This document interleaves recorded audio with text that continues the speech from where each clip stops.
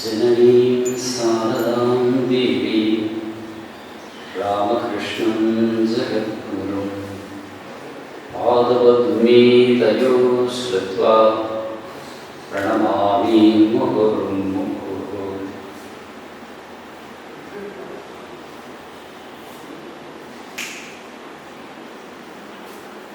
கூடியிருக்கின்ற எல்லோருக்கும் இனிமையான மாலை வணக்கம். கரெக்டாக ஒரு வருஷம் கழித்து மீண்டும் நாம் இங்கே சந்திக்கிறோம். அதே அமுதமொழிகள் கிளாஸில்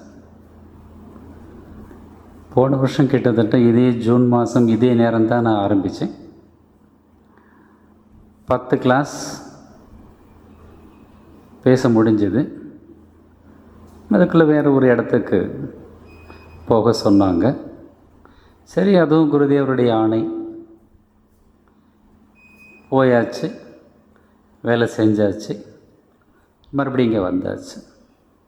இங்கே வந்தவுடனே மறுபடியும் நிறைய டிவோட்டிஸ் கேட்டாங்க. அக்கோஸ் இங்கேருந்து போனப்போவே நிறைய பேர் கேட்டாங்க, இது பாதியிலே நிறுத்திட்டீங்க, எங்கே போனாலும் ஆரம்பிங்க அப்படின்னு. பட் எல்லா இடத்துலையும் ஒரே மாதிரி வசதிகள் நமக்கு இருக்கிறது இல்லை. நான் இருந்த இடத்துல சில சமயம் செல்ஃபோனுக்கு டவரே கிடைக்காது. அங்கே போய் கிளாஸ் எடுக்கிறது அப்படிங்கிறது கொஞ்சம் கஷ்டமான வேலை.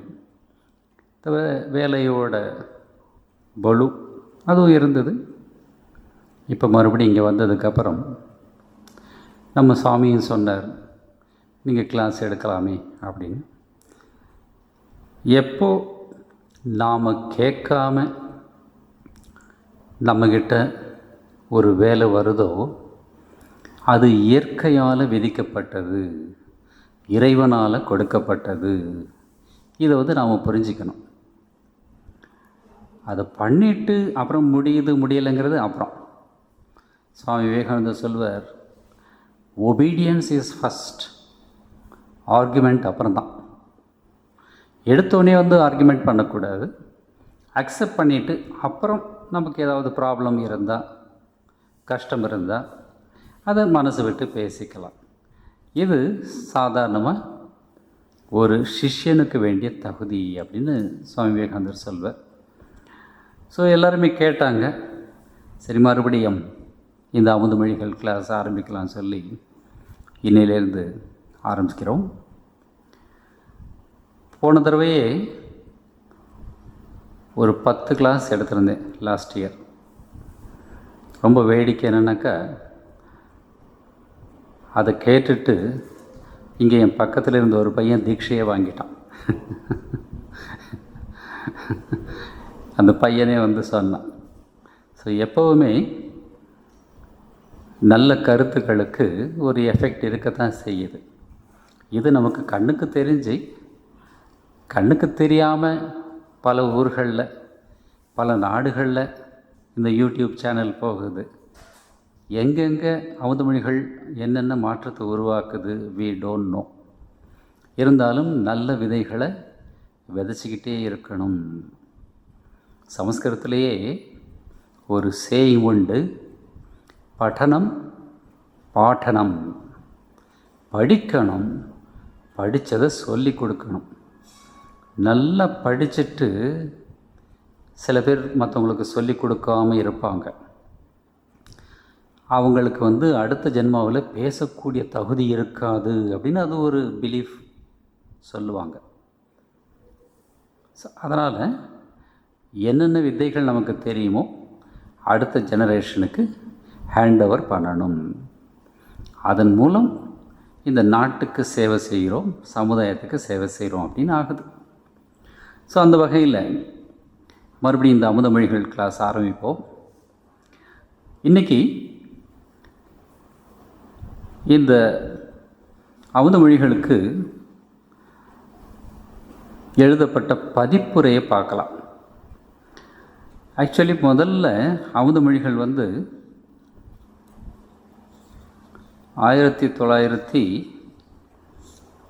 82 அப்போ தான் முதல்ல பிரிண்ட் பண்ணியிருக்காங்க. அதுக்கப்புறம் சில ரீப்ரிண்ட்லாம் ஆகியிருக்கு. அப்புறம் 2000 வருஷத்தில் கரெக்ஷன்ஸ் எல்லாம் பண்ணி நிறைய இப்போ இருக்கக்கூடிய இந்த ப்ரெசண்ட் காப்பி ரிலீஸ் பண்ணியிருக்காங்க. அதுக்கான பதிப்புரை, பதிப்பாளர்கள் கொடுக்குற உரை பதிப்புரை, அதை மட்டும் படிச்சுட்டு அப்புறம் நாம் அமுதமொழிகள் உள்ளே போகலாம். உண்மையான மேதைகளை காண்பது அரிது. உலகின் உண்மையான சொத்தாகிய அவர்களின் வாழ்க்கையையும் செய்தியையும் கூட்டல் குறைத்தல் இல்லாமல் சந்ததிக்கு வழங்குவது என்பது அதைவிட அரிதாகவே வரலாற்றில் காணப்படுகிறது. இது ரொம்ப நல்ல ஒரு ஸ்டேட்மெண்ட். நல்ல மனுஷங்களை பார்க்குறதே எப்படி இருக்குது? ரொம்ப அரிதாக இருக்குது. அதில் உண்மையை உள்ளபடி சொல்கிறவங்க ஒரு படி மேலே போய் நாமளே எப்படி பேசுகிறோம் அப்படின்னு கொஞ்சம் யோசனை பண்ணி பாருங்க. சில சமயம் சொல்கிறப்போ அப்படியே வந்துக்கிட்டே இருந்திருப்போம்.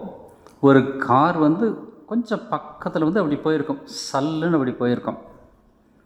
ஆனால் இங்கே சொல்கிறப்போ அப்படியே உரசிக்கிட்டே போச்சு, நான் எப்படியோ தப்பிச்சிட்டேன் அப்படின்னு சொல்லுவோம். நடக்கவே இல்லை. எக்ஸஜரேஷன் அப்படின்னு ஒரு இது மனுஷங்களுக்கு உள்ள ஒரு சாதாரண ஒரு குணம். அது சின்னதுலேருந்தே நம்முடைய பெரியவங்களை பார்த்து பார்த்து நாமளும் அந்த மாதிரி கற்றுக்குறோம். It comes unintentionally. பொய் சொல்லணும்னு யாரும் விரும்பி சொல்கிறதில்ல, பட் பை ப்ராக்டிஸ் இதெல்லாம் வருது. பெரியவங்க சொல்கிறத பார்த்து இல்லையா, என்னமோ சொல்லுவாங்க இல்லையா, டே அந்த மாமா வந்தாக்கா அப்பா வீட்டில் இல்லைன்னு சொல்லுடா. உடனே சொல்லுவோம், அப்பா வீட்டில் இல்லைன்னு சொல்ல சொன்னார் அப்படின்னு. அந்த குழந்தைக்கு நாம் தான் அமிர்தத்தை ஊட்டுறோம். அமிர்தமாக அது விஷத்தை ஊட்டுறோம். அது அப்படியே டெவலப் ஆகுது. அதை தான் இந்த ஆசிரியர் இங்கே சொல்கிறார். உலகின் உண்மையான சொத்தாகி அவர்களின் வாழ்க்கையையும் செய்தியையும் கூட்டல் குறைத்தல் இல்லாமல் சந்ததிக்கு வழங்குவது என்பது அதைவிட அரிதாகவே வரலாற்றில் காணப்படுகிறது.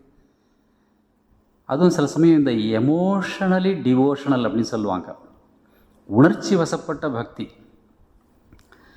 அவங்கெல்லாம் அவங்க குருவை பற்றி எழுத ஆரம்பித்தாக்கா இல்லாததெல்லாம் சொல்ல ஆரம்பிச்சிடுவாங்க. நான் ஒரு நாள் போனேன், அவர் என்னை பார்த்தார், உடம்பு முழுக்க அப்படியே என்னமோ ஆச்சு அப்படின்னு இல்லாததெல்லாம் அப்படியே கற்பனை பண்ணி. அது ஏன் அப்படின்னாக்கா இதுவும் ஒரு விதத்தில் சுயநலம் தான். நான் எந்த சாமியை வழிபடுகிறேனோ அந்த சாமி மகிமை பொருந்தியவர் அப்படின்னு மற்றவங்களும் நினைக்கணும். இது நமக்கு உள்ளாரே இருக்குது. Psychological weakness. மற்றவங்க அக்செப்ட் பண்ணுறாங்களோ இல்லையோ, என்னுடைய குரு அவர், நான் அக்செப்ட் பண்ணுறேன். இந்த கன்விக்ஷன் வர்றப்போ குரு பக்தி ஸ்ட்ராங். மற்றவங்களும் அப்ரிஷியேட் பண்ணணும் அப்படின்னு நினைக்கிறப்ப அப்போ தான் சொல்லுவாங்க, அங்கே போ இங்கே போ, அவரை பார்த்தாலே போதும், அவர் தொட்டாக்கா எல்லோரும் அடக்கம், அவர் ஒரு பூ கொடுத்தாருனாக்கா நீ நினச்சது நடக்கும், இன்னொரு பூ கொடுத்தாக்கா நினைக்காதெல்லாம் நடக்கும் அப்படி இப்படின்னு சொல்லி கூட்டல் குறைத்தல் அதோட பழகிட்டோம். நம்முடைய இந்தியன் ஹிஸ்ட்ரியை நம்ம பசங்க நம்ம குழந்தைங்கள்லாம் ஸ்கூலில் போய் படிக்கிறத பார்த்தா, பாபர் வந்தது ஜெயிச்சது, அக்பர் வந்தது ஜெயிச்சது, ஷாஜஹான், அவுரங்கசீப், இந்த மாதிரி அவங்க ஜெயிச்சதை பற்றி தான் நாம் படிச்சிட்ருக்கோம். அவங்கள எதிர்த்து எத்தனை ராஜாக்கள் போரிட்டு செத்து போனாங்க. ராணா பிரதாப் சிங், பிருத்திவிராஜ் சௌஹான், இன்னும் எவ்வளோ பேர் இருக்காங்க நம்முடைய வீரர்கள். அதை சொன்னால் தானே நம்ம பசங்களுக்கு ஒரு வீரம் வரும். ஒரேடியாக மறைச்சி அந்த வரலாற்றை எழுதி வச்சுருக்கோம். துரதிர்ஷ்டமானது, அதை விட மோசமானது, அதை இன்னும் நம்ம படிச்சுக்கிட்டே இருக்கோம். யார் யார் ஆண்டாங்க, எத்தனை வருஷம் நாம் அடிமைகளாக இருக்கோம் அப்படிங்கிறதையே நம்ம குழந்தைங்களுக்கு சொல்லி கொடுத்துட்ருக்கோம் இல்லையா. கோரி முகமதுவை பிருத்திவிராஜ் சௌஹான் 2 பேரும் சண்டை போட்டு கடைசியில் கோரி முகமது சிறையில் அடைச்சிட்டான் பிருத்திவிராஜ் சௌஹானை. கண்ணு 2ஐயும் தோண்டிட்டான். கண் இல்லை அந்த ராஜாவுக்கு. பக்கத்தில் வந்து ஒரு மெய்க்காப்பாளன் மட்டும் கூட, ராஜா அதனால் மெய்க்காப்பாளன் மட்டும் இருக்கான். அந்த பிருத்திவிராஜுக்கு வந்து ஒரு டேலண்ட் என்ன அப்படின்னாக்கா, கண்ணை மூடிக்கிட்டு அம்பு விடுவார் கரெக்டாக, சத்தத்தை கேட்டு. அந்த டெஸ்ட்டு, அந்த டேலண்ட்டை டெஸ்ட் பண்ணுறதுக்கு கோரிமுகம் வந்து அன்றைக்கி அவனுக்கு நேரம் சரியில்லை. டெஸ்ட் பண்ணணும் அப்படின்னு சொல்லிவிட்டு சபையில் எல்லாரையும் கூப்பிட்டு அங்கே ஒரு மணி வச்சுருக்காங்க, அந்த மணியை அடிப்பாங்க, அதை பார்த்து நீ அம்பு விடணும் அப்படின்னு சொல்லி எல்லாருக்கும் ஒரு விளையாட்டு காட்டுறதுக்காக. அப்போ அந்த மெய்க்காப்பாளன் சொன்னான், புத்திசாலி ராஜா, இதை போல் சான்ஸ் உங்களுக்கு கிடைக்காது. அவன் உங்கள் எதிரி, உங்கள் கண்ணையும் நோண்டிட்டான், நாட்டையும் பிடுங்கிட்டான்.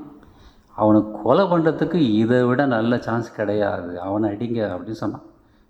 கரெக்ட், நீ உண்மையிலே மெய்க்காப்பாளன் அப்படி சொல்லிட்டு அப்படியே நிற்கிறார்.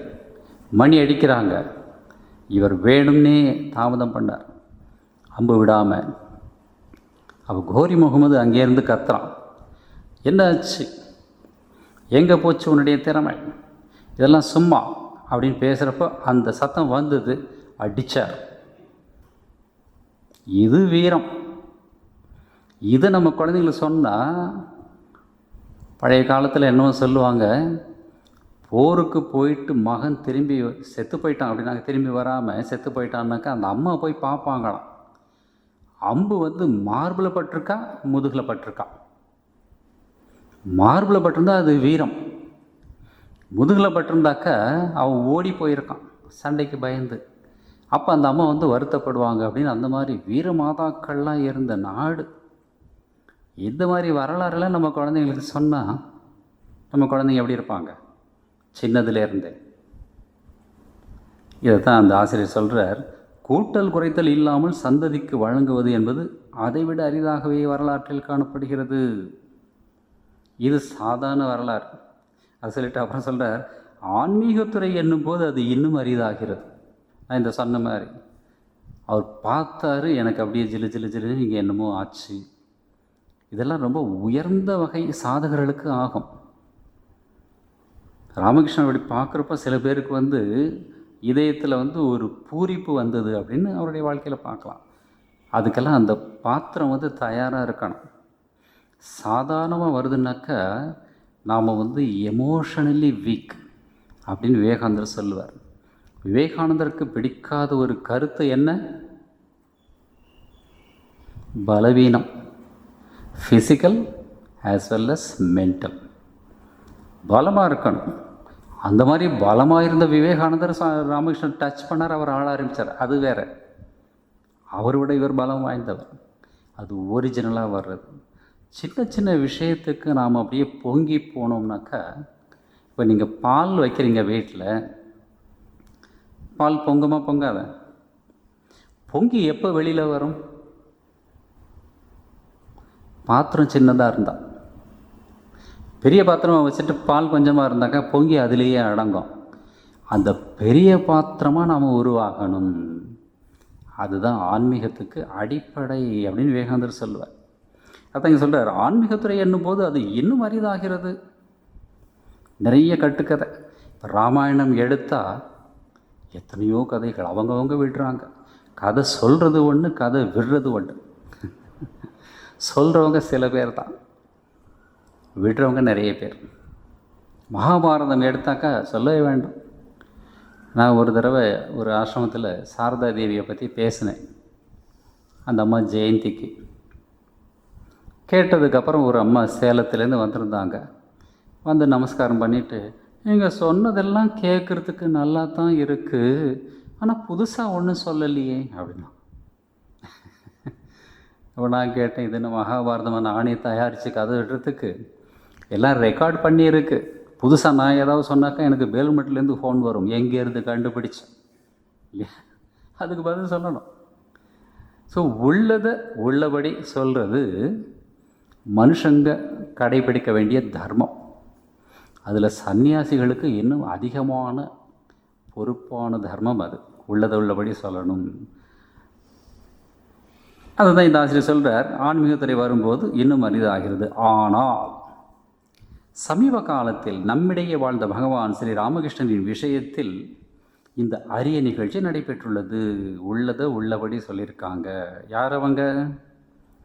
இதனை சாதித்தவர்கள் அவரது சீடர்களான சுவாமி சாரதானந்தரும் மா என்ற பெயரில் தம்மை மறைத்து கொண்ட மகேந்திரநாத் குப்தரும் ஆவார்கள். சாரதானந்தர் அவரது வரலாற்றை எழுதினார். மகேந்திரநாத் குப்தா அவரது உபதேசங்களை தந்துள்ளார். பகவான் ஸ்ரீ ராமகிருஷ்ணன் அப்படின்னு 3 வால்யூமில் இருக்குது ராமகிருஷ்ணனுடைய லைஃப். அது அவ்வளோ ஆத்தென்டிக். அதை படித்து பார்த்தா எங்கேயுமே அந்த எமோஷனல் டச் இருக்காது. விவேகானந்தர் வாழ்க்கையிலேயே பலவிதமான அமானுஷ்யமான நிகழ்ச்சிகள் நடந்திருக்கு. அமெரிக்காவில், இந்தியாவில் எல்லாம். சில சாதுக்கள் இன்னும் கூட சொல்லுவாங்க. ஆனால் அவர் ஸ்ட்ரிக்டாக சொல்லிட்டார், எந்த விதமான மேஜிக்கையும் சேர்க்கக்கூடாது வாழ்க்கையில். ஏன்னா மக்களுக்கு சாதாரணமாக ஒரு வீக்னஸ் என்ன அப்படின்னாக்கா, அந்த மேஜிக் பின்னால் போகிற ஒரு நேச்சர். எந்த கோயிலாக இருக்கட்டும், ஒன்றும் கிடையாது, நம்ம அப்படியே கற்பகாம்பாளை போய் அப்படியே பார்த்துட்டு ஏதோ ஒரு பிரார்த்தனை வச்சுருப்போம். தப்புன்னு சொல்ல வரல. அம்மா இதை மட்டும் நடத்தி கொடுத்துட்டாக்கா ரொம்ப நல்லா இருக்கும் அப்படின்னு சொல்லி கண்ணை திறக்கிறப்போ அன்றைக்கின்னு பார்த்து அம்மாவுடைய தலையிலேருந்து ஒரு பூ விழும். அது நேச்சுரலாக விழுந்திருக்கலாம். அது we take it for granted. அம்மாவுடைய ஆசீர்வாதம் கிடச்சிருச்சு அப்படின்னு. பட் வீக்னஸ் எப்போ ஸ்டார்ட் ஆகுது? நெக்ஸ்ட் டைம் போகிறப்ப அதே மாதிரி பூ விழுவான்னு பார்த்துட்டே இருப்போம். கற்பகாம்பாளை விட்டுருவோம், பூவை பார்த்துட்டே நிற்போம். எங்கே இந்த பக்கம் விளக்கானோம், அந்த பக்கம் விளக்கானோம், அம்மா இன்னும் என்ன நீ அனுமதி. இப்போ பாருங்கள் வீக்னஸ் வருது பாரு. இப்போ அரை மனசோடு வேலை செய்வோம். இன்றைக்கி பூ விழலை, என்ன ஆகுமோ? ஒரு பெரியவர் சொல்வார், God is always blessing us, sometimes by giving what we want, sometimes by not giving what we want அப்படி சொல்வார். எப்போவுமே நம்ம கேட்குறது கொடுக்குறாரா? கொடுத்ததே கிடையாது, கொடுக்கவும் மாட்டார். இப்போ உங்ககிட்ட ஒரு 22 வயசு பையன் இருக்கான், அப்பா ஒரு பைக் வேணும் அப்படின்னு கேட்டால் வாங்கி கொடுப்பீங்க. அவனை பார்த்துட்டு ஒரு 10 வயசு பையன், 2வது பையன், எனக்கும் ஒரு பைக் வேணும் அப்படின்னாக்கா வாங்கி கொடுப்பீங்களா? இப்போ இல்லைடா அப்படி சொல்லுவீங்க. இப்போ அந்த பையன் தப்பாக புரிஞ்சுப்பான். But from your point you are correct. அதே மாதிரி சில சமயம் நமக்கு கடவுள் கொடுக்க மாட்டேங்கிறார் அப்படின்னாக்கா, ஒன்று அது நமக்கு நல்லது இல்லை, இல்லை நாம் அதுக்கு தயாராக இல்லை. இதெல்லாம் புரிஞ்சுக்கணும். ராமகிருஷ்ணன் எப்போவுமே சொல்வார், ஞான மிஸ்ர பக்தி வேணும், அதுதான் ஸ்ட்ராங்காக இருக்கும். அறிவோடு கலந்த அறிவாண்மையோடு கூடிய பக்தி இருந்தாக்கா உங்களை அசைக்கவே முடியாது. நீங்கள் உலகத்தை அசைச்சிடுவீங்க. ராமகிருஷ்ணனுடைய உபதேசங்கள் எல்லாம் அந்த மாதிரி தான் இருக்கும். விவேகத்தை கொடுக்கும், விவேகத்திலேருந்து வைராக்கியம் பிறக்கும், வைராக்கியத்திலேருந்து உண்மையான பக்தி பிறக்கும். அந்த மாதிரி இருக்கும். அந்த மாதிரி இந்த சாரதானந்த சுவாமியும் மகேந்திரநாத் குப்தரும் 2 பேரும் எழுதியிருக்காங்க. சாரதானந்தர் வாழ்க்கை வரலாற்றை எழுதினார், பகவான் ஸ்ரீ ராமகிருஷ்ணன் 3 வால்யூம். மகேந்திரநாத் அமுதமொழிகளை எழுதினார், அதுவும் 3 வால்யூம். இதில் மகேந்திரநாத் குப்தாவுக்கு இது ஒரு வேடிக்கையான ஒரு கோஇன்சிடென்ஸ் சொல்லலாம். இந்த பெயர் பொருத்தம். ராமகிருஷ்ணனுக்கு 2 சிஷ்யர்கள் ரொம்ப டாப் மோஸ்ட். நரேந்திரநாத் தத்தா, மகேந்திரநாத் குப்தா. தத்த அப்படின்னாக்கா சமஸ்கிருதத்தில் கொடுக்கப்பட்ட அப்படின்னு அர்த்தம். தத்த, கிவன். நரேந்திரநாத் என்ன பண்ணார், தனக்குன்னு எதையுமே வச்சுக்க தெரியாத ஒரு அப்பாவி மனுஷன், வெள்ளை மனசு. குருதேவர்கிட்டேருந்து என்னென்ன கிடைச்சதோ எல்லாத்தையும் கொடுத்துட்டார். தத்த, கிவன் கம்ப்ளீட்லி. அதனால் அவர் பிறந்ததுலேயே தத்த ஃபேமிலியில் பிறந்தார். மகேந்திரநாத் குப்தனாக்கா மறைஞ்சிருக்கிற குப்த யோகி அப்படின்னு ராஜா மகாராஜ் விஞ்ஞானானந்த மகாராஜை பற்றி சொல்வார். அவன் பெரிய குப்த யோகி அப்படின்னா வெளியில் தெரியாது, சாதாரணமாக இருப்பாங்க, ஆனால் உள்ளுக்குள்ளே பெரிய ஆன்மீக சக்தி இருக்கும். மகேந்திரநாத் குப்தா வந்து தன்னை அப்படியே மறைச்சிக்கிட்டார். அமுதமொழிகள் படித்தாக்கா தன்னுடைய வார்த்தை ஒரு வார்த்தை கூட யூஸ் பண்ணலை அப்படின்னு விவேகானந்தர் சொல்கிறார், பாராட்டுறார். சாக்ரட்டிஸ் அவருடைய டீச்சிங் வந்து பிளேட்டோ எழுதினார், தன்னுடைய கருத்தெல்லாம் எழுதியிருக்கிறார் அப்படின்னு விவேகானந்தர் சொல்கிறார். அவர் படிச்சிருக்கார், நாம் படித்ததில்லை. பட் இங்கே வந்து தன்னுடைய கருத்து ஒன்று கூட கிடையாது, எல்லாம் ராமகிருஷ்ணன் சொன்னால் அப்படியே டிட்டோ. உட்கார்ந்து சில சமயம் சில போர்ஷன்ஸ் எழுதுறதுக்கு உட்காந்து 40 தடவை மெடிடேஷன் பண்ணியிருக்கிறார். அந்த சீன் அப்படியே வரும். இது குருவோட அருள் இருந்தால் எல்லாமே நடக்கும். ராமகிருஷ்ணர்கிட்ட பிரார்த்தனை பண்ணிவிட்டு அப்படியே உட்காந்து அன்றைக்கி என்ன நடந்தது குருதேவா கொஞ்சம் ஞாபகப்படுத்துங்க அப்படின்னு சொல்லிட்டு உட்கார்ந்தாக்கா அவர் அப்படியே கொடுப்பார். என்னமோ வால்மீகி ராமாயணம் எழுதினப்போ ராமாயணம் அவர் கண்ணு முன்னால் அப்படியே ஓடிச்சு அப்படி சொல்லுவாங்க, அதை பார்த்து அப்படியே எழுதினார் அப்படி சொல்லுவாங்க. அந்த மாதிரி குரு பக்தி என்ன வேணால் ஆச்சரியத்தை கொடுக்கும். ஸோ இவர் மகேந்திரநாத் குப்தா வந்து தன்னை அப்படியே மறைச்சிக்கிட்டார். தன்னுடைய வார்த்தைகள் எதையுமே யூஸ் பண்ணலை, முழுக்க தன்னை மறைச்சிக்கிட்டதுனால இவர் குப்த யோகி. முழுக்க தன்னை கொடுத்ததுனால நரேந்திரநாத் தத்த யோகி. பேர் பொருத்தம் எப்படி இருக்குது பாருங்கள். ஸோ அந்த மாதிரி இவங்க 2 பேரும் சாரதானந்தரும் மகேந்திரநாத்தும் நல்லபடியாக அவருடைய பணியை செஞ்சுருக்காங்க.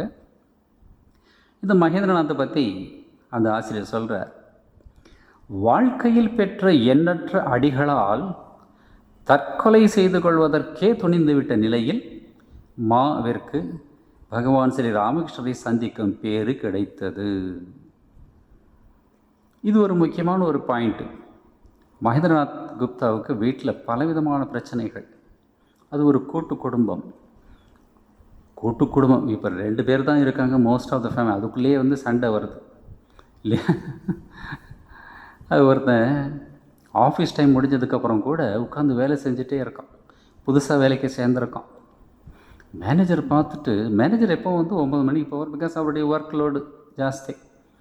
இந்த பையன் ரொம்ப சின்சியராக இருக்கானே அப்படின்னு சொல்லிட்டு, உன்னுடைய சின்சியாரிட்டி ரொம்ப எனக்கு பிடிச்சிருக்குப்பா, உனக்கு வேலை செய்கிறதுல ரொம்ப விருப்பமா அப்படின்னு கேட்டார். அவன் சொன்னான், இல்லை சார், என் ஒய்ஃபும் வேலை செய்கிறா, நான் முதல்ல போனால் டின்னரை நான் தயார் பண்ணணும், அதனால் கொஞ்சம் லேட்டாக போகிறேன் அப்படி சொன்னான்.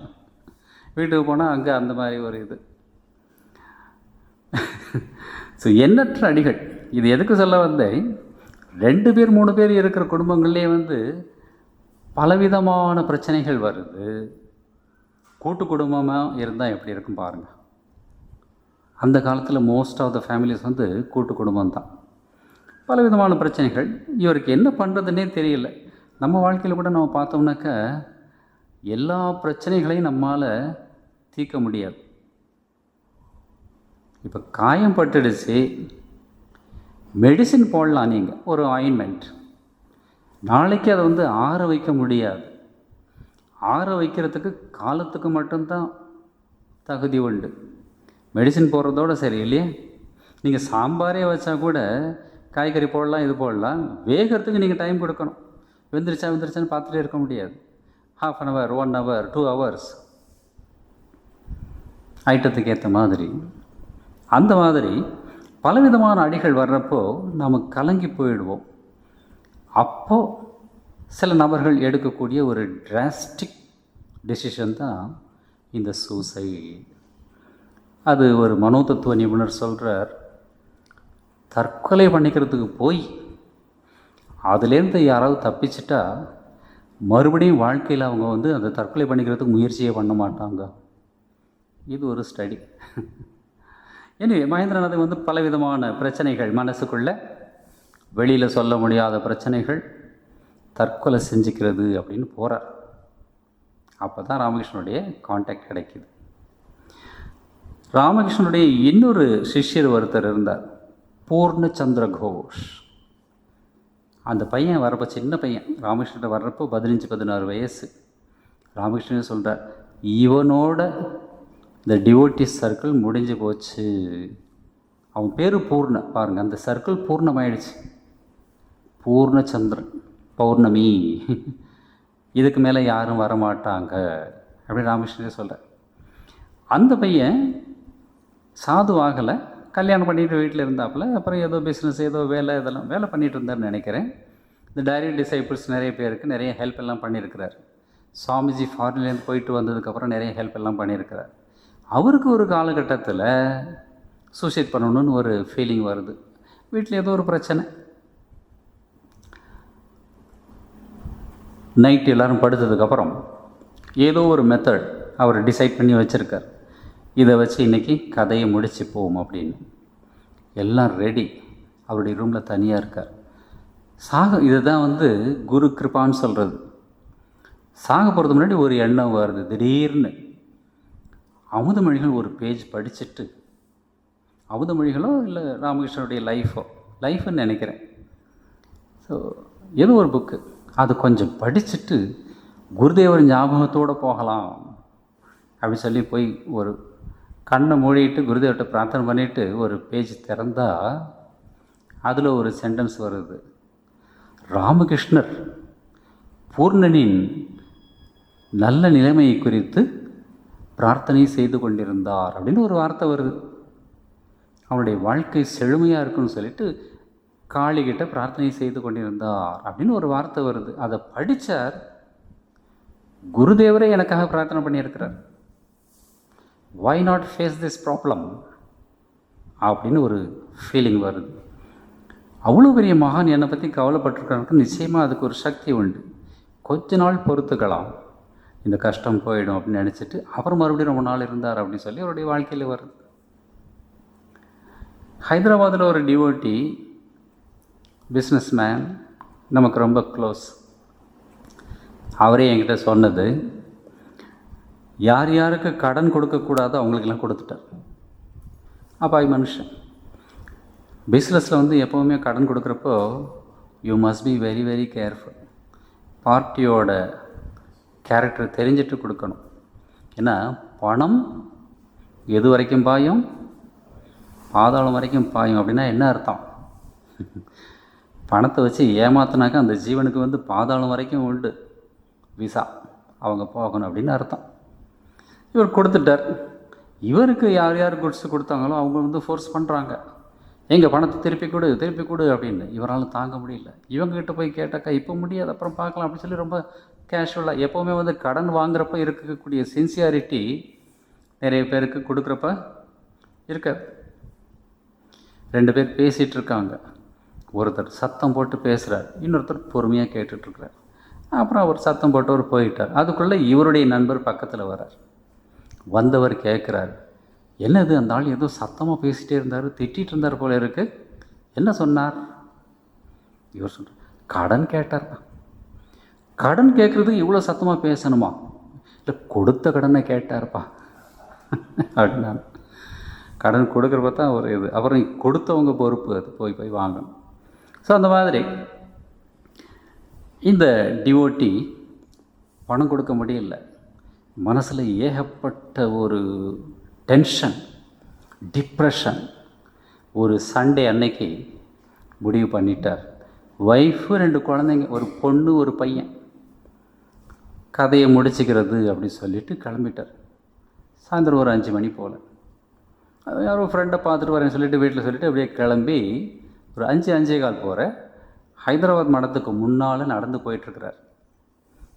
அங்கே ராமகிருஷ்ண மடம் இருக்குதுன்னு தெரியும், ஆனால் ஒரு நாள் கூட உள்ளே போனதில்லை. அப்படியே கிராஸ் பண்ணி போகிறப்ப இது பாருங்கள், குரு கிருபா. அவருக்கு தீட்சை கூட ஆகலை. பட் பூர்வ ஜென்மத்து புண்ணியம் இருந்தால் அது குரு கிருபையாக வரும் அப்படின்னு சொல்லுவாங்க. ஒரு பெரியவர் ஒரு மெசேஜ் போட்டிருந்தார், ரொம்ப அழகான ஒரு மெசேஜ். முன்பின் தெரியாத நபர்களுக்கு நீங்கள் உதவி செய்தால் உங்களுக்கு தேவைப்படும் போது முன்பின் தெரியாத நபர்கள் மூலம் கடவுள் உங்களுக்கு உதவி செய்வார். கேட்கவே எவ்வளோ நல்லா இருப்பாருங்கல்ல. இதுக்காக தான் சாமிஜி சொல்லுவார், எப்போவும் நன்மை செஞ்சுட்டே இரு, பார்க்காத இவன் நல்லவனா கேட்டவனா வேண்டியவனா வேண்டாம் இதெல்லாம் நீ செஞ்சுட்டே இரு, பிகாஸ் உன்னுடைய அக்கௌண்ட்லேயே ஏறுது அப்படின்னு சொல்லுவார். ஸோ இவர் போகிறப்ப 2 பேர் எதிர்த்தாப்புல யாருன்னே தெரியாதவங்க பேசிகிட்டே போகிறாங்க.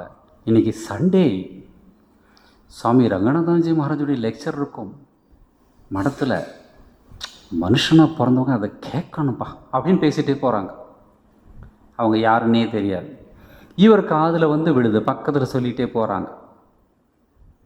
உடனே இவருக்கு தோணுது, சரி சாகத்தான் போகிறோம், ஒரு நல்ல விஷயத்தை கேட்டுட்டு போகலாம். இதுதான் சத்புத்தி.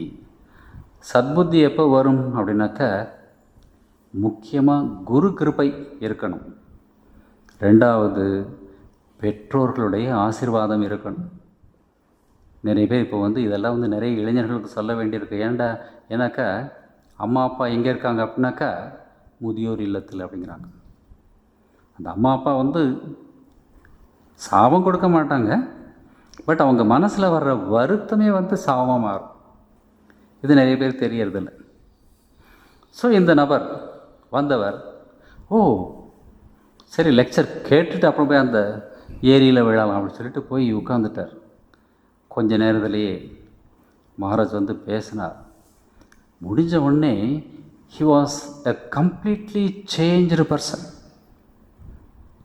ரொம்ப வருஷம் கழித்து நான் அவரை மீட் பண்ணப்போ அவர் சொன்னார், you don't believe Swamiji, that day Maharaj spoke, I felt as if every word was meant for me அப்படின்னு ஒரு ஸ்டேட்மெண்ட்.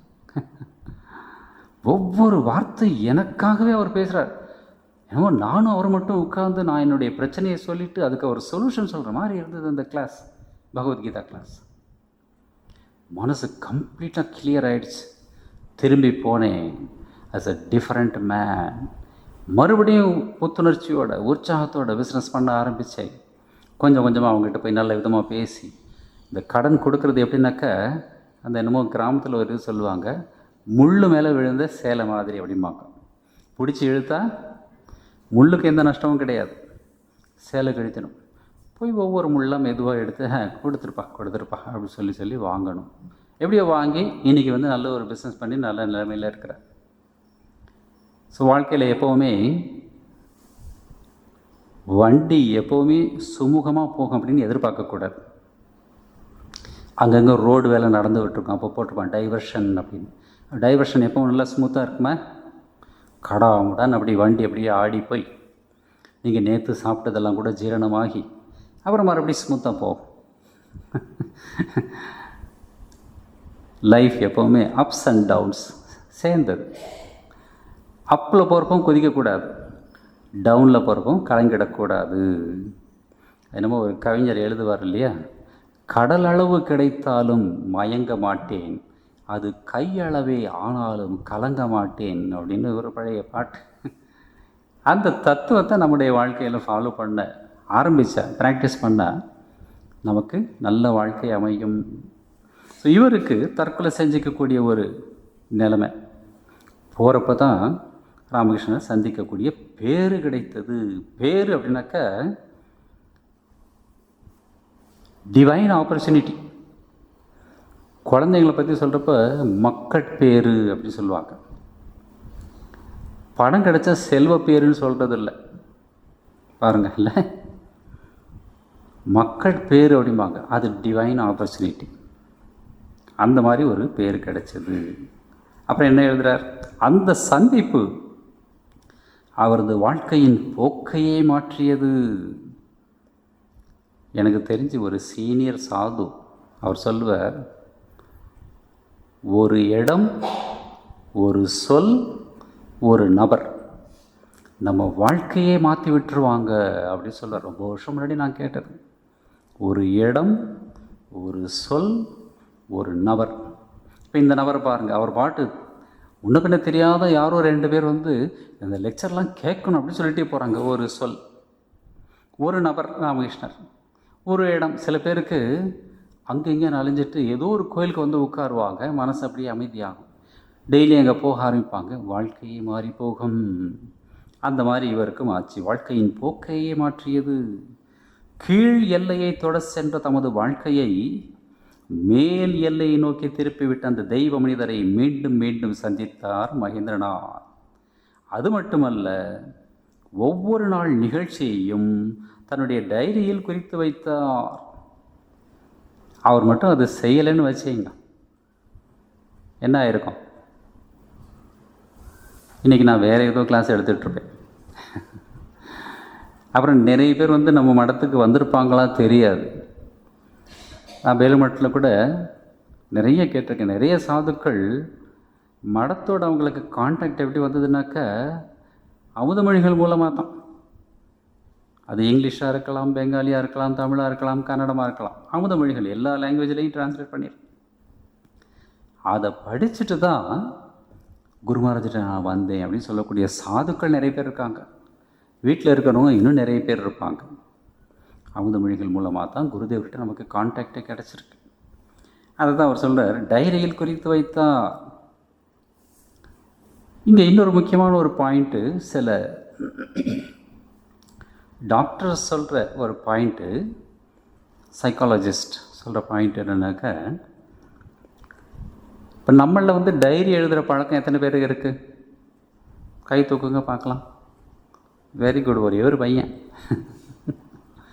நம்ம எதுக்கோ டைம் கொடுப்போம். ஒரு 5 minutes தூங்குறதுக்கு முன்னால் ஒரு சின்ன ஒரு இது, இப்போ தான் டைரியெல்லாம் ரொம்ப நல்லா விதவிதமாக கிடைக்கிது. அந்த டேட்டில் ஏதாவது முக்கியமாக நடந்து எல்லாத்தையும் எழுத வேண்டாம். காலையில் இன்றைக்கி 5:10 நான் எழுந்துட்டேன், இதெல்லாம் போய் எழுத வேண்டாம். சரியா? தேவையில்லாதெல்லாம் எழுதிட்டே இருக்க வேண்டாம். நீ குளிச்சுட்டு கோயிலுக்கு போனேன், நல்ல தரிசனம் கிடச்சிது, சாதாரண திங்ஸ்லாம் எழுதாதீங்க. அன்னைக்கு நடந்த ஏதோ ஒரு முக்கியமான ஒரு நிகழ்ச்சி, உங்களுக்கு கிடைச்ச ஒரு புகழ் அல்லது இகழ், எது இருந்தாலும் சரி அதை எழுதி வச்சுங்க. உங்களுடைய ரியாக்ஷன் என்ன? உங்கள் ஃப்ரெண்டே வந்து ஏதோ உங்களை திட்டார், ஏதோ ஒரு காரணத்துக்காக, குட் ஆர் பேட், அவன் திட்டான், நான் அவனையும் பிடிச்சி நல்லா கண்டுபிடி திட்டி விட்டேன், இதுதான் மேட்டர் அப்படின்னு சொல்லி எல்லாம் எழுதி வைங்க. ஏன்னா டெய்லி அந்த மாதிரி நடக்க போகிறதில்ல. 2 வருஷம் கழிச்சு அதை படித்து பாருங்கள், உங்கள் மனசே சொல்லும், சே அல்பமான விஷயம், அதுக்கு போய் நான் இவ்வளோ ரியாக்ட் பண்ணியிருக்கவே கூடாது. இந்த ஞானம் வர்றதுக்கு இந்த டைரி ஹெல்ப் பண்ணும், அதனால் எழுதுங்க அப்படிங்கிறார் ஒரு டாக்டர். எவ்வளோ சிம்பிள் மேட்டர் பாருங்கள். ஏன் எழுதணும்னாக்கா இதை படித்து பார்க்குறப்ப தான் அவன் மனசு வந்து ஒர்க் பண்ணும், இல்லைனாக்கா மறந்து போயிடும். மறதி கடவுள் கொடுத்த ஒரு வரப்பிரசாதம். பட் அதை வந்து கெட்டதை மறக்கிறதுக்கு வச்சுக்கணும். சாதாரணமாக நம்ம என்ன பண்ணுவோம், நல்லதெல்லாம் மறந்துடுவோம், கெட்டதை ஞாபகம் வச்சுருவோம். 40 வருஷம் முன்னாடி அந்த மனுஷன் என்னை பற்றி என்ன சொன்னான்னு தெரியுமா? இது அவனுக்கும் கெடுதல், எனக்கும் கெடுதல். நல்லது எவ்வளோ பேர் செஞ்சுருப்பாங்க, எவ்வளோ உதவி செஞ்சுருப்பாங்க. வள்ளுவர் சொல்லுவார் இல்லையா, நன்றி மறப்பது நன்றன்று, நன்றல்லது அன்றே மறப்பது நன்று. சைக்காலஜி இதெல்லாம், திருக்குறள். நம்ம கெட்டது பிடிச்சி வச்சுக்கிறோம். ஆஸ் அ ரிசல்ட் கெட்டு போன ஒரு சாப்பாடு இங்கே வச்சுருந்தா என்ன ஸ்மெல் வரும்? அதுதான் நம்ம மனசுலேருந்து வந்துகிட்ருக்கு. ஸோ இந்த டைரி எழுதுறது நமக்கு ரொம்ப யூஸ்ஃபுல்லாக இருக்கும் அப்படின்னு ஒரு டாக்டர் சொல்கிறார். இந்த பழக்கம் மகேந்திரநாத்துக்கு இருந்திருக்கு, அது நம்முடைய பாக்கியம். டைரியில் குறித்து வைத்தார். இந்த டைரி குறிப்புகளின் விரிவே இன்றைய சமய வரலாற்றில் ஒரு மைல் கல்லாகவும், 4 பாயிண்ட் சொல்கிறார் இந்த ஆசிரியர். இந்த குறிப்புகளின் விரிவு தான் ஒரு உட்காந்து சிம்பிளாக இந்த இது ஷார்ட் ஹேண்ட் மாதிரி எழுதி வச்சுப்பார், அவருக்கு மட்டும் புரியக்கூடிய பாஷையில். சொல்கிறப்ப எனக்கு ஒரு ஞாபகம் வருது. இந்த நான் வந்து ஹைதராபாத்தில் சுவாமி ரங்கநாதானந்த மகாராஜ் லெட்டரெல்லாம் நான் பதில் எழுதுவேன். அவர் விறுவிறுன்னு சொல்லிகிட்டே போவார். நான் எனக்கு தெரிஞ்ச லாங்குவேஜில் எழுதி வச்சுட்டு அப்புறம் டைப் பண்ணி கொடுப்பேன். ஒவ்வொரு வார்த்தை தான். ஐ ஆம் கீப்பிங் வெல், IKW, அவ்வளோதான். அது பார்த்தா எனக்கு தெரியும். அது மேலே எழுதுறதுக்கு டைம் கிடையாது. உடனே அடுத்த சென்டென்ஸ் அவர் போயிடுவார். அதே மாதிரி ஷார்ட்டாக அப்படியே போட்டு வச்சுருப்பேன். 2 சென்னை டேட் அப்படி போட்டு, அப்புறம் அதை வந்து எக்ஸ்பேண்ட் பண்ணுறது. மகேந்திரநாத் அந்த மாதிரி பண்ணியிருக்கிறார். இன்றைய சமய வரலாற்றில் ஒரு மைல்கல்லாக இருக்குது இந்த டைரியின் தொகுப்பு. மைல்கல் ஏன் சொல்கிறாங்க அப்படின்னாக்கா, அந்த ஒரு போர்ஷன் வருது, ரொம்ப அழகான போர்ஷன். இன்னொரு ஆசிரியர் எழுதுகிறார், இந்த அமுதமொழிகள் வந்து ராமகிருஷ்ணரின் சீடர்களான சுவாமி விவேகானந்தர், ராமகிருஷ்ணானந்தர், சாரதானந்தர் என்று மட்டுமல்ல, மேக்ஸ் முல்லர், ரொமாரோலா, ஆர்னால்ட் டாயின்பி என்று எத்தனையோ வெளிநாட்டு மேதைகள் இந்த உபதேசங்களின் பொருளை எவ்வளவோ விரித்து கூறியுள்ளனர். ஃபாரின்லலாம் படிக்கிறாங்க. மேக்ஸ் முல்லர் எவ்வளோ பெரிய ஸ்காலர், அவர் இந்த அமுத மொழிகள் படிச்சுட்டு அப்படியே ரொம்ப வியந்து போய் பாராட்டுறார். அந்த அளவுக்கு கண்டென்ட் இதில் இருக்குது. அதனால் இது வந்து ஒரு மைல்கல். ரெண்டாவது பாயிண்ட் என்ன சொல்கிறார்? துன்பத்தில் வாடுகின்ற எண்ணற்ற இதயங்களில் அமைதியின் அமுதத் துளிகளை நிரப்புகின்ற ஆனந்த மேகமாக. அந்த இதுவே வரும், ஒரு ஸ்லோகமே வரும், அதை நாம் சொல்லுவோம் ஆரம்பிக்கிறப்போ, தவகதாமிருதம் அப்படின்னு. அதில் கிருஷ்ணனுடைய வரலாறு எப்படி இருக்குன்னாக்க, கஷ்டத்தில் யார் யார் உழண்டுக்கிட்டு இருக்காங்களோ, தவிச்சுக்கிட்டு இருக்காங்களோ, அவங்களுக்கு இந்த கிருஷ்ணனுடைய உபதேசம், வாழ்க்கை வரலாறு கேட்டாக்கா அவ்வளோ அமுதமாக இருக்குது. இந்த அமுத மொழிகளும் அதே மாதிரி இருக்குது. சாதாரணமாக நம்ம கஷ்டத்தில் இருக்கிறப்போ யார் நமக்கு நல்ல ஒரு நம்பிக்கை கொடுக்க முடியும்? ஒன்றும் கிடையாது. ஒரு பையன் வரான், அவங்ககிட்ட ஏதோ ஒரு 5 ரூபா பணம் இருந்திருக்கு, எவ்வளோ வருதோ அதை பறிச்சுட்டு போயிட்டான் இன்னொரு பையன். ஸோ நேச்சுரலி இந்த பையன் அழுதுகிட்டே வருவான். இப்போ அந்த அம்மா வந்து என்னடா ஆச்சு அப்படின்னு கேட்பாங்க. அவன் என் 5 ரூபாவை வந்து பறிச்சுட்டு போயிட்டான் அப்படின்னு சொல்லி அழறான். இப்போ இந்த அம்மா 2 விதமாக செயல்படலாம். அப்படியா, வா என் கூட, அவனை உண்டு இல்லைன்னு ஆக்கிடலாம் அப்படின்னு ஒரு வகை. இப்போ இந்த காலத்தில் இப்போ நிறைய அம்மாக்கள் அப்படி தான் இருக்காங்க. ஸ்கூலுக்கெல்லாம் நம்ம போய் பார்த்தா சண்டை போட அங்கே வந்துடுறாங்க. நான் அந்த அம்மாக்கிட்ட கேட்டேன், எப்போ உங்கள் பையன் வந்து டீச்சரை பற்றி கம்ப்ளைண்ட் பண்ணுறானோ ஃபஸ்ட்டு ஒரு கேள்வி கேளுங்க, நீ என்ன தப்பு பண்ண, அதுக்கப்புறம் இங்கே வாங்க அப்படின்னு சொன்னேன். அது கேட்குறது இல்லை. என் பையன் உத்தம புத்திரன், அவன் தப்பு பண்ணியிருக்க மாட்டான் அப்படின்னு அவ்வளோ நம்பிக்கை, அபரிமிதமான நம்பிக்கை இருந்தால் கூட கெட்டு போயிடுவாங்க. நிறைய பேருக்கு தெரியறதில்ல. ஸோ இந்த அம்மா, யார் அந்த பையன், வா, இது ஒரு இது என்ன ஆகும்னாக்கா, ஏதாவது ஒரு பிரச்சனை வந்தாக்கா சண்டை போடணும் அப்படிங்கிற ஒரு எண்ணம் அந்த குழந்தைக்கு சின்னதுலேருந்தே ஊட்டப்படுது. இல்லை அந்த அம்மா 5 ரூபா தானடா, போய் தொலையுது, நீ வா, அது சம்பாதிச்சிக்கலாம் அப்படி சொன்னாக்கா அது வந்து வேறு ஒரு சைடு, சண்டை போடாமல் சமாதானமாக போகக்கூடிய சைடு.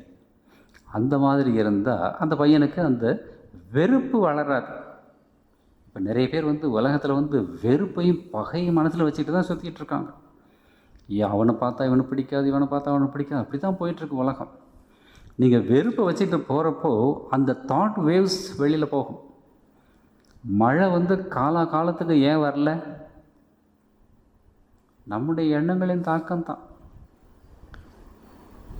இதெல்லாம் மாற்றிக்கணும். எனிவே, இது 2வது பாயிண்ட்.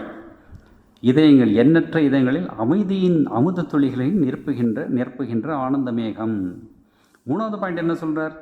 இல்லற வாழ்வின் லட்சியத்தை நம்முன் வைத்து அதற்கான பாதையை காட்டுகின்ற வழிகாட்டியாகவும். இது ஒரு முக்கியமான ஒரு பாயிண்ட். இல்லற வாழ்க்கையின் லட்சியம் என்ன அப்படின்னாக்கா, குழந்தை பெற்றுக்கிறது மட்டும் இல்லை, அந்த குழந்தைகளுக்கு சரியான எடுத்துக்காட்டாக வாழணும். ஒரு பெரியவர் சொல்வார், எடுத்து சொல்வதை விட எடுத்துக்காட்டாக வாழ்வது சிறந்தது. என்னை பார்க்குறதுக்கு ஒரு அம்மா தன்னுடைய 5 வயசு பையனை அழைச்சிட்டு வந்திருந்தாங்க. வந்து நின்றுட்டு குழந்தைக்கு சொல்கிறாங்க, டேய் நமஸ்காரம் பண்ணடா, நமஸ்காரம் பண்ணடா அப்படின்னு. அவனுக்கு நமஸ்காரம்னா என்னன்னே தெரியல. அவன் அப்படியே நிற்கிறான். நான் பார்த்து புரிஞ்சுட்டு இந்த அம்மா பண்ண சொல்லலை, அவனுக்கு புரியலை, செஞ்சு காட்டினா செய்வானோ அப்படின்னு அப்படி பாலிஷாக சொன்னேன். அப்புறம் இந்த அம்மா விழுந்தது. உடனே அந்த பையன் விழுந்தான். பாருங்கள், அவன் செய்ய மாட்டோம், பையன்கிட்ட நான் தான் குடிச்சு கெட்டு போயிட்டேன், என் பையன் ஒழுங்காக இருக்கணும் அப்படின்னாக்கா ரொம்ப கஷ்டம் அதெல்லாம். அதுவும் இப்போ இருக்கிற கவர்மெண்ட்லாம் எப்படி இருக்கு பாருங்கள். இல்லை, குடித்தா இனிமேல் டொனேஷன் கூட கொடுப்பாங்களோ என்னமோ தெரியாது, அந்த மாதிரி போயிட்டுருக்கு. ஸோ நாம் தான் family members, we have to be very very careful. அது இவர் சொல்கிற வாழ்க்கை, இல்லற வாழ்க்கையின் லட்சியத்தை நம்முன் வைத்து அப்படின்னாக்க, மனைவிக்கு வந்து சமஸ்கிருதத்தில் என்ன பேர்? பாரியா. அது ஒரு சகதர்மச்சாரிணி. உண்மையான பேர் சகதர்மச்சாரிணி. கணவனுடைய வாழ்க்கை நோக்கம் என்ன அப்படின்னாக்க, இப்போ இருக்கிற நிலைமையை விட இன்னும் உயர்ந்த நிலைக்கு போகணும். வசதி வாய்ப்புகள் சைடில் கிடையாது. மனசு என்ன பக்குவப்படணும். என்னமோ இங்கிலீஷில் 2 இது சொல்லுவாங்க. Growing old is common, growing wise is special, necessity அப்படி சொல்லுவாங்க. இப்போ வயசு எல்லாருக்குமே நீங்கள் என்ன விருப்பப்பட்ட வயசாகுது சொல்லுங்கள்? யாருக்குமே விருப்பமே கிடையாது இல்லையா? ஐயோ எனக்கு வயசாகுது, இங்கே அங்கே அப்படியே வெளுத்துக்கிட்டே வருது, அப்படி தான் கவலைப்படுறோம் இல்லையா? அதை மறைச்சிக்கிறது வேறு என்னென்னமெல்லாம் பண்ணிகிட்ருக்கோம். நம்மளை கேட்டு வயசாகிறது இல்லை. Everyday we are going near Yamadharmaraja. ஒவ்வொரு நாளும் குருதேவர் போய் அழுதார். இன்னும் ஒரு நாள் போச்சு, அம்மா காளி ஒன்றை பார்க்கலையே அப்படின்னு. நாம் வேணால் அழலாம். இன்னும் ஒரு நாள் ஆயிடுச்சு ராஜா, உங்ககிட்ட வந்துகிட்ருக்கோம் அப்படின்னு சொல்லலாம். ஆனால் க்ரோயிங் வைஸ் அப்படிங்கிறது நாம் முயற்சி செஞ்சு அடையணும். க்ரோயிங் ஓல்டு அப்படிங்கிறது நம்ம முயற்சியிலே இருக்குது, தானே நடக்குது. க்ரோயிங் வைஸ், முதிர்ச்சி அப்படிங்கிற ஒரு வார்த்தை, பக்குவம், அதை நாம் வளர்த்துக்கணும். அதுக்காக அமைக்கப்பட்ட ஒரு இல்லற தர்மம் தான் இந்த ஃபேமிலி லைஃப். இந்து மதத்தில் புருஷன் பொஞ்சாதுனாக்கா இப்போல்லாம் வந்து ஃபேஷன், அது சோஷியல் ஸ்டேட்டஸ் அப்படி இப்படின்னு போயிட்டுருக்கு. மிஸ்கைட் பண்ணுற மனைவிகள் நிறைய பேர் இருக்காங்க. அதனாலே தப்பு பண்ணுற கணவன்மார்கள் நிறைய பேர் இருக்காங்க. கவர்மெண்ட் ஆஃபீஸஸ் எல்லாம் நிறைய பேர். அவரை பாருங்கள், இவரை பாருங்கள், நீங்களும் இருக்கீங்களா அப்படி சொல்லி இந்த மாதிரி சொல்லக்கூடிய, குடும்பத்தை கெடுக்கக்கூடிய பத்தினிகள்லாம் நிறைய பேர் இருக்காங்க. அது குடும்ப தர்மம் கிடையாது. 2 பேருமே, ராமகிருஷ்ணர் சொல்லுவார், 2 குழந்தை பிறந்ததுக்கப்புறம் கணவனும் மனைவியும் சகோதர சகோதரியை போல பழகணும். ஏன்? மனசை வந்து இந்த உடம்புலேருந்து பிரித்து எடுத்து உன்னதமான வஸ்துக்கிட்ட வைக்கணும். கடைசி வரைக்கும் உடம்பை பற்றியே நினச்சிட்டு இருந்தாக்கா we are living at the animal level. இதெல்லாம் மோசமான உண்மைகள். இதெல்லாம் கேட்குறதுக்கு நமக்கே கஷ்டமாக இருக்கும். சாமிஜி சொல்லுவார், அனிமாலிட்டி, ஹியூமனிட்டி, டிவினிட்டி 3மே நமக்குள்ளே இருக்குது. அங்கே நின்னாக்கா எல்கேஜிலே இருக்கோம் அப்படின்னு அர்த்தம். அதனால் என்ன சார் அப்படின்னு கேட்பீங்க. அடுத்த ஜென்மாலும் எல்கேஜிலேருந்து தான் ஆரம்பிக்கணும். அதே அனிமல் நேச்சர். ஒரு பெரியவர் ஃப்ரெண்டை பார்க்க போயிருக்கார். 2 பேருக்குமே வந்து ஒரு 72 73 வயசு. பேசிகிட்டே இருக்கிறப்போ ஒரு 5 வயசு பையன் உள்ளே போகிறான். அவன் பாட்டு ஃப்ரீயாக போகிறான். வந்தவர் கேட்குறாரு, யார் இந்த பையன் ஃப்ரீயாக போகிறான்? அவன் என்னோட டிஸ்டன்ட் ரிலேட்டிவ் அப்படிங்கிறார். என்ன டிஸ்டன்ட் ரிலேட்டிவ்? எப்படி? என்னுடைய 14th சன் அப்படிங்க. ஃபஸ்ட்டு சன் தான் நியரஸ்ட் ரிலேட்டிவ், 14th சன்னுக்கு அப்படி அவ்வளோ குழந்தைகளை பெற்று வச்சுருக்காரு. ஸோ குழந்தை பெக்கிறதே வாழ்க்கை லட்சியம் அப்படின்னு நினச்சிட்ருக்காங்க. That is not the thing. மனசை பக்குவப்படுத்திக்கணும். இந்த வெறுப்பு, பகை இதெல்லாம் போகுதா? தெய்வீகம் மலருதா? இதெல்லாம் பார்க்கணும். மனித பிறவி அரிதானது. அவையாரமாக பாடுவாங்க, உடம்பை பெற்ற பயனாவதெல்லாம் உடம்பினுள் உத்தமனை காண். அந்த உத்தமன் யார்? யார் கிளம்பி போனால் இந்த உடம்புக்கு ஒரு மதிப்பும் இல்லையோ, யார் இருக்கிற வரைக்கும் இந்த உடம்புக்கு சாப்பாடு கொடுக்குறோமோ அந்த உத்தமனை காண். அதை விட்டுட்டு என்னை பார்த்தியா, என்னுடைய பர்சனாலிட்டி எப்படி அப்படின்னு போனாக்கா we are living at the animal level. அந்த மாதிரி இருக்கக்கூடாது. அதை தாண்டி போகணும். அதுக்கு ஒரு லட்சியமாக, வழிகாட்டியாக இந்த புக்கு இருக்குது அப்படின்னு 3வது பாயிண்ட் சொல்கிறார். 4வது பாயிண்ட்டு, துறவற வாழ்வின் உண்மையான அடிப்படையை எடுத்து காட்டி வழிநடத்தும் உயர் குருவாகவும் திகழ்கின்றது இந்த ராமகிருஷ்ணரின் அவதமொழிகள். துறவிகள் எப்படி இருக்கணும் அப்படிங்கிறத கூட ராமகிருஷ்ணர் சொல்ல போகிறார். அவங்க வாழ்க்கை எப்படி இருக்கணும் அப்படிங்கிறத பற்றி சிஸ்டமேட்டிக்காக. ஏன்னாக்கா ராமகிருஷ்ணன் வந்து சன்னியாசியாகவும் இருந்தார், கல்யாணமும் பண்ணியிருந்தார். ஸோ இந்த பக்கமும் இல்லை, அந்த பக்கமும் இல்லை. ஆர் இங்கேயும் இருக்கார், அங்கேயும் இருக்கார். யாரோ ஒரு சிஷ்யர்கிட்ட ஒரு நாள் கேட்டார், நான் யாருன்னு நீ நினைக்கிற அப்படின்னு. அவர் சொன்னார், நீங்கள் சம்சாரியும் இல்லை, சன்னியாசியும் இல்லை, அதை கடந்தவர் அப்படின்னப்போ ராமகிருஷ்ணன் ரொம்ப சந்தோஷப்பட்டார்ப்பா, நீ கரெக்டாக கண்டுபிடிச்சிட்டி அப்படி சொன்னதை ஒரு நிகழ்ச்சி வரும். அந்த மாதிரி 2 தர்மத்துக்கும் எடுத்துக்காட்டாக இருந்தவர் ராமகிருஷ்ணர். அவர் சொன்ன வார்த்தைகள் எல்லாருக்குமே பொருந்தும். இதெல்லாம் நாம் படிக்கலாமா அப்படின்லாம் கேள்வியே கேட்க வேண்டாம். யாராக இருந்தாலும் சரி, வாழ்க்கையினுடைய சரியான நோக்கத்தை நோக்கி அழைச்சிட்டு போகக்கூடிய ஒரு வழிகாட்டி இந்த அமுத மொழிகள் அப்படின்னு இந்த ஆசிரியர் எழுதுகிறார். எழுதிட்டு இன்னும் அந்த பதிப்புரை இன்னும் ஒரு 2 பக்கம் இருக்குது. அதை அடுத்த வாரம் பார்க்கலாம். உங்களுடைய நண்பர்கள் இருந்தால், நிறைய பேர் இருப்பாங்க, நண்பர்கள், ரிலேட்டிவ்ஸ் எல்லார்ட்டையும் சொல்லி அழைச்சிட்டு வாங்க. அழைச்சிட்டு வந்து அவங்களுக்கு நல்ல பாதையை காட்டின புண்ணியத்தை சேர்த்துக்குங்க. அதுக்கு இது ஒரு வாய்ப்பு. மறுபடி அடுத்த வாரம் பார்க்கலாம். ஓம் அசதோ மா சத்கமய தமசோ மா ஜோதிர்கமய மிருத்யோர்மா அமிர்தம் கமய. ஓம் சாந்தி சாந்தி சாந்தி. ஹரி ஓம் தத்சத். ஸ்ரீராமகிருஷ்ணார்ப்பணமஸ்து.